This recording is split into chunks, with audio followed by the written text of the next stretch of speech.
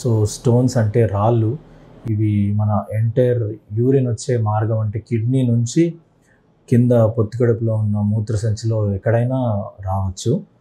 So అనగా కిడ్నీలో రావచ్చు, యురేటర్స్‌లో రావచ్చు, బ్లాడర్‌లో కూడా రావచ్చు.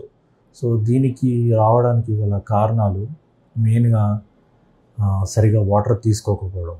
ఎస్పెషల్లీ ఈ ఫార్మర్స్, లేబరర్స్ వీళ్ళందరూ వాటర్ సరిగ్గా తీసుకోకుండా ఎండలో పనిచేయడం వల్ల ఒంట్లో ఉన్న నీరు శాతం బాగా తగ్గి కాన్సంట్రేటెడ్ యూరిన్ వచ్చి అందులో ఈ సాల్ట్స్ అనే డిపాజిట్ లాగా ఫామ్ అయిపోయి స్టోన్స్ వచ్చే అవకాశం ఎక్కువగా ఉంటుంది.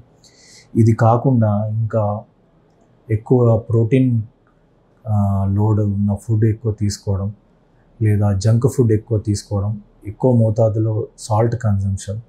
సో ఇవి మెయిన్ ఆహారం వల్ల వచ్చే స్టోన్స్కి దారితీసే కారణాలు ఇవి.